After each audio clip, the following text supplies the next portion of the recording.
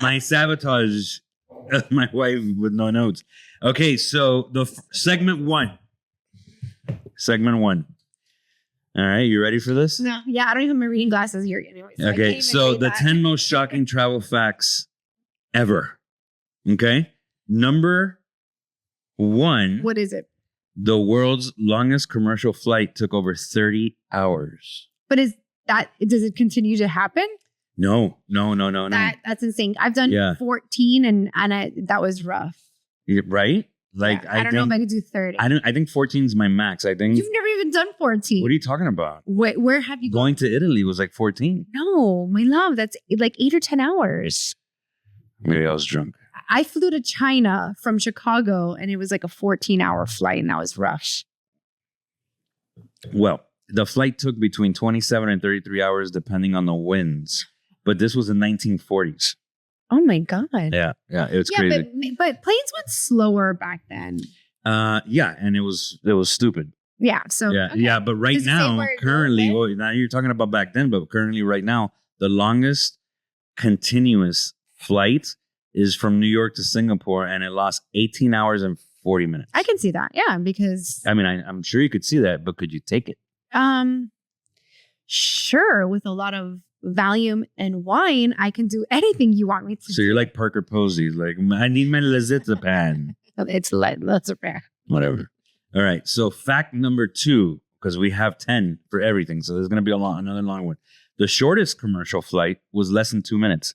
Did you know that? No. Where was it? Oh my God. I don't know because I don't have. True. You have it's Westray to Papa Westray, and that's in Orkney Islands off of Scotland. Do they still do that? Actually, they do. And a lot of people book it because it's like a world record. So it's basically 1.7 miles and it takes it's only 90 seconds. I don't know. I just feel like there's a lot of gas to waste. Right? And to pack and to put all that stuff for 90 seconds. I'm not about it. And I think they should stop that flight because of the... Because of what? Because that's every time you fly, that's pollution in the air. And not for 90 seconds. Yes, of course. Your fart is more polluting than 90 seconds. We should start a petition and stop that. I'm not about that flight. Whatever. That's silly. I just think I think it's a waste of time, not a waste of like carbon footprint. What's next? Whatever. Fact number 3: Japanese railways issue certificates for train delays over 5 minutes. I can see that. Japan and even China, they're very like known for their fast trains and stuff like that. Like that's their specialty. So they're obsessed with their national obsession is punctuality. Yeah, so I can see that being an issue. Yeah, definitely. my dad would thrive in Japan. In Berlin. Yeah, but actually, you know what it is? It's called a Chinchonisho certificate, which basically it's basically like a hall pass to show your school and your boss that you were late because of their incompetence. Okay. I like that. Isn't that pretty cool? It is. I think that's great. Are you upset because of your notes? No, I'm used to not having the correct notes, but today was... No, but I did this at 3 a.m., so you got to excuse me. Okay, so normally I get pieces of notes, but today I literally got 0 notes. So it's okay. It's the 10th episode, so yeah, it's not like it's important. No, all right, the most expensive taxi ride. You know I don't know. Milan was crazy. Yeah, but from the airport to the city, the most expensive taxi ride was $190, which I have to challenge. Wait, 190? Euro. Okay, where? No, I'm sorry, pounds. Oh, so it's England. Yeah, but it's crazy because that's actually like $200 US, by the way. So in Oslo, Norway holds this honor. The standard taxi from Oslo airport to the city center is between 160 and 190, which is about $200. I mean, that doesn't... It doesn't shock me. It doesn't shock me because I do so many private transfers all throughout Europe, and the going rate is anywhere between 120 one way to 180 euro one way. So for me, that doesn't shock me. And if you want a cab, great. Then you have to wait and who knows what you're going to get. If you want a private transfer. Like a black car. Yeah, like it's usually a Mercedes in Europe. They're waiting for you. You know they're there. There's no stress. And you literally grab your luggage and go. For me, we pay that and I give that to all of my clients. So that's the going rate. That doesn't shock me. But it will, yeah, but $200 is pretty insane. Yeah, I guess. But I mean, I guess. I mean, I guess. I just deal with that clientele. But I will tell you this. We were in Milan and we needed to go. It was really hot that day. And I never get hot. I had rashes on me. And we needed to get to one side to another. And it really was not that far. It was like $80 to like $200. I mean, the prices that we were seeing in a cab. This is not a private transfer. This is a cab. I almost flipped my lid. It was insane. You know, I was recently in LA and I went from Hollywood to Santa Monica and that cost me about $120. Yeah, it's insane. Yeah, so transportation is getting expensive. So gas and I think if you're gonna do it with a black car. Yeah, if you have to pay that money anyway, you might as well have them waiting for you personally and give you a ride. Yeah, feel like an important person. Okay, so here we go. Fact number 5. This is crazy. So crazy. So crazy. I wish I could tell you how crazy I was. Yeah, she can't. India's transportation department, they transport over 23 million people every day. That's insane, but I can see that. I mean, there are 1 billion people there. There's 1 billion, and cars is not a huge thing over there, so I can totally see that. Insane. And that's a lot. Yep. So Indian railways run about 13,000 trains daily. Wow. More than 7,000 stations. So just to imagine being head of transportation for India. No, I don't want to imagine. I don't want to do that. I don't want to do that because I'll be drunk every day. I'll be stressed out. And eating lots of curry. And yum, yum, yum, yum, fuck, yum, yum, I'm yum. sorry. Yes. We love Indian food. It's the best. Okay, so number 6. This is awesome. You're going to love this. I know you don't have anything, but hold on, I could do this. No, I cannot. All right. Sudan has more ancient pyramids than Egypt.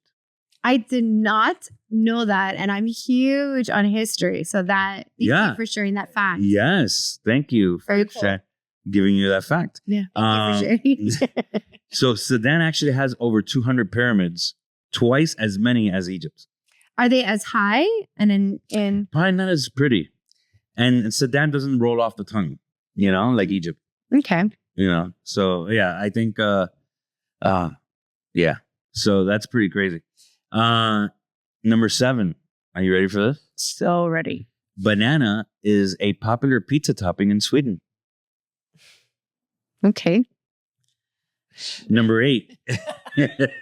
Next. That didn't hit a nerve. Russia is the only classified beer as alcohol since 2011. I wonder how much alcohol is in their beer. Crazy? No, but there must be a lot of alcohol in there. But listen, like you're talking about a country that loves vodka. Yeah, they're known. Hello. Yeah, and so like beer to them is like water. But for them to make it an alcohol, there must be a lot of alcohol percentage in there. Or maybe because they got like, oh, you guys are alcoholics. They probably got like influenced. I don't know. What? Whatever. All I'm saying is for you to classify beer as an alcohol in 2011, you're alcoholics. That beats Ireland. No, because just so you know, usually wine and beer has a lesser percentage in their spirits. A lot of people know that.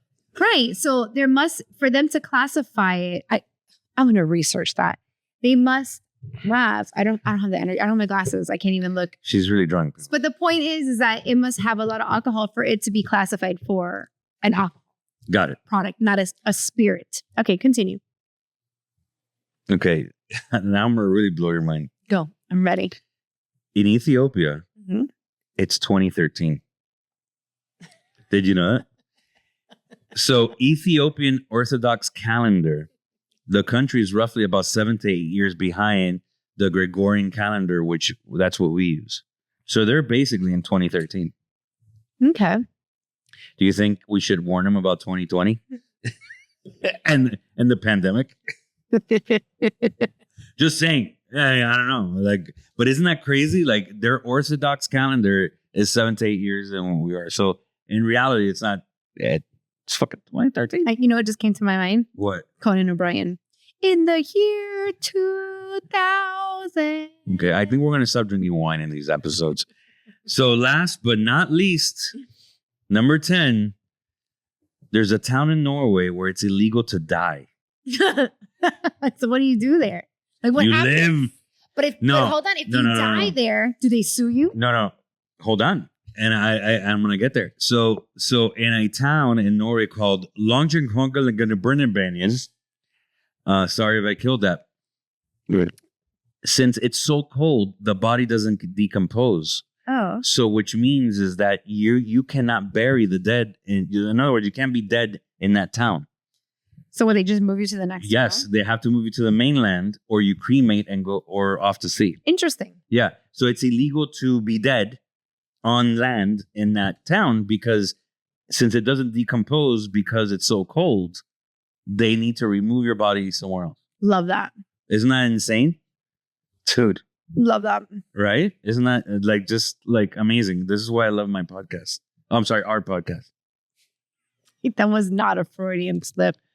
All right. Well, that's segment 1, everyone. Okay. In our 10 episode. And then what do we have another? Like, I don't know what we're doing today. Is there like if Yeah, we segment have 2? What is segment 2? it's the top 10 wineries. Oh, okay. Yeah. We're not drinking a specific wine today. Yeah. Yes. We're not drinking a specific wine because it seemed not responsible.